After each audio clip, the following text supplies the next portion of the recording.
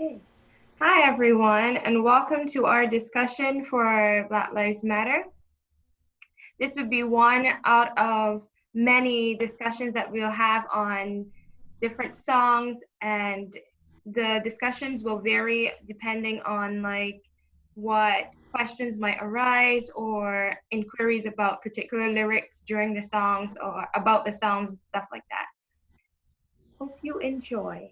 If you have any questions or anything, you can always find a way to connect with us, and your questions can be answered through that way. The song that we would be discussing today is called Buffalo Soldier by Bob Marley. And my question to you, Len, is prior to us playing and arranging this song together, did you listen to or heard this song before then? Yeah, I'm aware of it when it actually first came out. Nice. Uh, I was actually teaching a Jamaican student keyboard, and he brought it to my attention.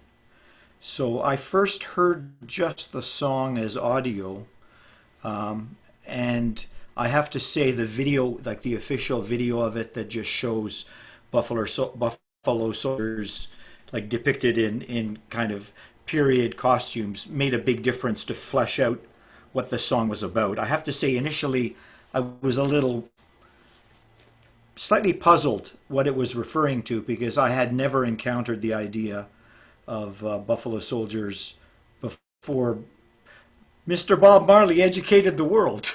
Probably a lot of other people too hadn't really heard about it. That's a value of music and inform and educate sometimes. Yeah, and he really highlighted the fact that sometimes we listen to music and we don't realize like the connotations and stuff that might be within the music. For me personally, I have to agree with you. When I first heard this song, I mean, I was listening to this song for years and I did not know like the actual meaning of the song until it was like a couple months ago, and I was looking for songs for possible suggestions for like the Black Lives Matter discussion and stuff like that. And one of my family members said, "Why don't you like suggest Buffalo Soldier?" And I'm like, "Yeah, but why?" And then when I actually went back and I listened to it, I was like, "Wait a minute, what is happening?" Like it was like I actually focused on the words rather than like listening to the rhythm and stuff like that. Mhm. So it's I really think too fun. with a song like Buffalo Soldiers, it's interesting if you go on YouTube and you look at comments of people, their ideas about the song or Bob Marley, and it seems that there's kind of like two camps. There's people who really pay attention, as you just described, to the lyrics and maybe what I described. And you see the video of paying attention to what the message is or what the ideas are, and then there's other people who just listen to the vibe and it's a nice relaxed thing and they just clue into the music without going past it. And I guess one interesting thing with that second group, sometimes after you've listened to it for a while, the song gets embedded in your mind and you start thinking, what is the song about anyway? So even though somebody might not pick up on it right away, I think that might be an attraction, the way Marley conveys often very deep and contentious ideas in his music, that the music draws you in, as Yeah, opposed to having angry, upset sounds that might cause a person not to go there. So I think yeah. I think the relaxing vibe isn't such a bad thing in that it gets people to pay attention Yeah, and it kind of hopefully draws you to in, and then afterwards, you're left with like self-reflection after that when you actually realize like what they're about and stuff like that. So, yeah. yeah, it's a really nice song. And do you know, like, after our discussion so far, do you know like what a Buffalo Soldier is? Well, the thing that always struck me when I did dig deeper about finding out what it was about was kind of the sad irony of having people who have been taken from Africa and they're separated from their land. Those were the soldiers that were to fight the native population in the States, and to get them to be removed from their land. So here you get two peoples who are clashing, who are both victims of kind of a colonial intrusion upon their lives, right? So it's kind of sad that here these people, they weren't forced into it, from what I understand, in the regiments that were created after the Civil War. People could volunteer and join, but still, here you are, a person who's been dispossessed from your land, and now you're trying to prevent people whose land you're in, and you're dispossessing them. There's a real clash there of kind of ideologies or even morality. It's a very ambivalent feeling. Yeah, because when I did like my research on it and stuff like that, it is kind of puzzling as well, like with the ninth act and the 10th act, and they fighting on the front line in the Indian Wars and stuff like that. It I'm not quite sure the motive. I don't know, like you said, they weren't forced or anything, but I'm not sure the motive behind why they were involved in that. But I guess maybe because they were taken from their land, they didn't really have a choice because they couldn't go back home either. So it could be And something like that. It, and I mean, on a very pragmatic level, after the Civil War, people who had been slaves were looking for things to do and having jobs. And I mean, this was a job. It was an official job with a paycheck. And I guess for some people, it might have just been an opportunity to do something that they thought was giving back in some way. I mean, here the government had set them free, right? The northern side had won and emancipated everyone. Perhaps for some people, it was a way of contributing, yeah, of and doing a something short meaningful. job too. So and a Yeah. short job. So yeah, and while I was reading up and doing my research on like the Buffalo Soldiers and stuff like that, I also was looking up like how they got their name, because to me, like when you're looking at the army and stuff like that, you just call them soldiers. So in my brain, I was like, why a buffalo in front of like the soldier? Because I wanted to find out like the significance. I don't know if you know the significance. If you don't, I can explain some theories that I've come upon. But Well, why don't you tell me the theories that you know, and I'll let you know whether they match with what I know. okay. Well, when I was reading one of the, like doing my research and stuff, it said that one of the theories were from like the Native Americans.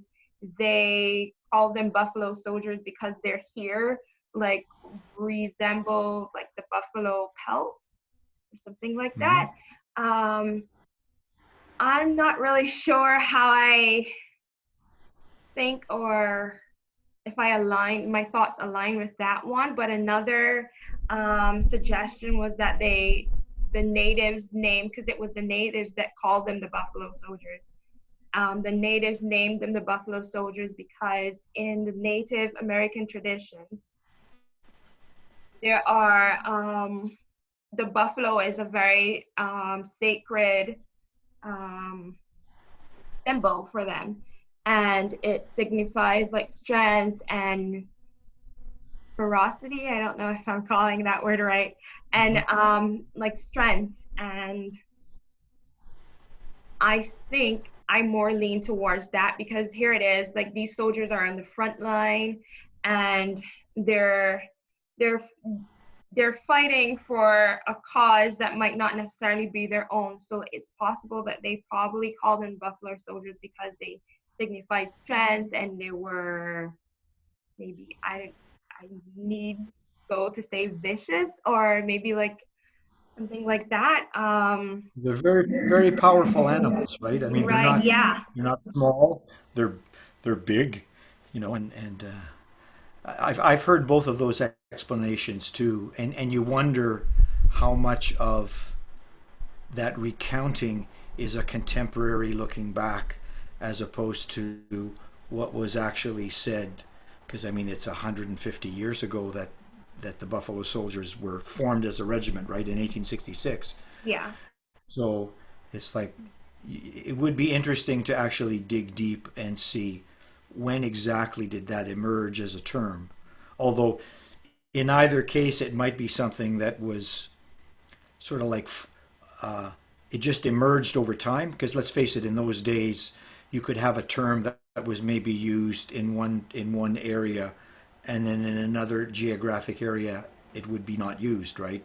So perhaps it was used in one place and gradually spread around. The fact that we know about it now, the fact that Marley knew about it now, obviously it it had some legs, that term, because it continued. I also have heard that some of the African American troops or regiments, because they were segregated until after World War II. So some of the black regiments in World War One and World War II were sometimes referred to as Buffalo Soldiers as well. So I guess the term has a few different layers of potential meaning depending on at what point in history you're looking at its usage and maybe who's giving that story, right? Because the thing I've always felt that's kind of in the back of my mind is buffaloes became an endangered animal, right? So I've thought there's that kind of image in there too of the endangerment. You know, if you're a buffalo soldier, are you an endangered species the way buffaloes were endangered? Yeah. So yeah, it And has it, quite a few layers of ideas behind the term, right? yeah, and if you think of it too, like with I know it's more towards like I think bulls, but I think of like the matador and like charging and stuff like that with like um sometimes when I think too of buffaloes in relation to like bulls and stuff like that. But it could be that too, like they were on the front line and they were charging towards like others with like force and Hmm. stuff like that. There are a lot of assumptions, and I guess we won't really know like the true meaning and stuff like that. It just Bob Marley kind of just throws it out there and leaves it for like interpretation. And that's something The that unfortunate thing with Marley's song is that it was released after he passed away. So he wrote it. I mean, he passed away in 1981, and the song wasn't released until '83. And I'm not aware of any interviews in which he actually spoke about that particular song. I mean, he's spoken about other songs in interviews that he's written. So it would have been nice to have heard him talk about that particular song and what he intended aside from what are in the lyrics. Because I'm sure any interviews I have read with Marley, he was a very deep thinker. He chose his words and his music and his way very of presenting wisely, his things very carefully, and it would have been interesting to find out what his intentions were coming out of his own his own mouth. But I mean, I think if you put it in context of all his other songs, it definitely it's not a one-off. It definitely fits it like a song like "Get Up, Stand Up," or "We Don't Need No More Trouble," or even "No Woman, No Cry," talking about the different conflicts and struggles. It's definitely a Bob Marley song. It definitely is like those other songs in terms of that. And I think in some ways, by thinking of it in that broader context, um, he's definitely very consistent in yes, and his he always has in his songs that are with a condemnation of those message. things. Yeah. Yeah, always has songs with a important message that you can always like hone into and stuff like that, for sure, besides the music. And I always liked how he incorporated that into his music because, in a way, I think that we all can use like his style of writing and use that within music to help like get certain points and stuff across to like the world and stuff like that. So Mhm. I do commend One him for interesting that. thing, I don't know if you know, I actually saw Bob Marley twice. I saw him perform in Massey Hall in 1975, and I saw him perform at U of T's Convocation Hall in Oh wow, I'm very envious of 1977. you. He died What before was I was interesting born, so I'm very envious of you. when he performed, well, he wasn't like an entertainer who sang his songs and then in between he'd say how you doing and talk about any sorts of things.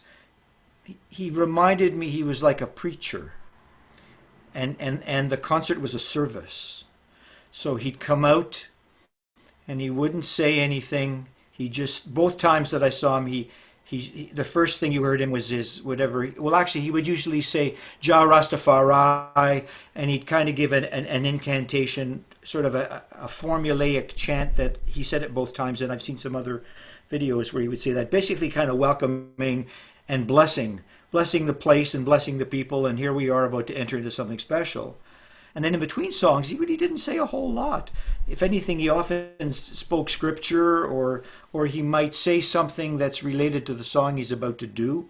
Maybe saying some lyrics from the song or some ideas relative to the song that he's about to do. So there was a totality and a cohesion about the experience from beginning to end. Like I say, you were entering the church of Bob, and he was ministering to everybody, and all the songs kind of flowed one into the other, and the songs were often really long because he'd improvise a lot, Yeah. and sing a lot of, almost the way a rap artist might freeform. He didn't Yeah. rap, but he freeformed singing. He's like a jazz aesthetic of making things up in the moment, and you really felt he was into every song in every moment from beginning to end. It's probably especially the first concert. I think is the best concert I've ever experienced ever, in terms of an intense, like, feeling inside of, like, wow, like that. Good music makes you feel deep, right? I felt real deep. Good. It's good. He is very touching, and you can tell that he was very passionate about what he was singing, what he loved, for sure. I have one more question for you.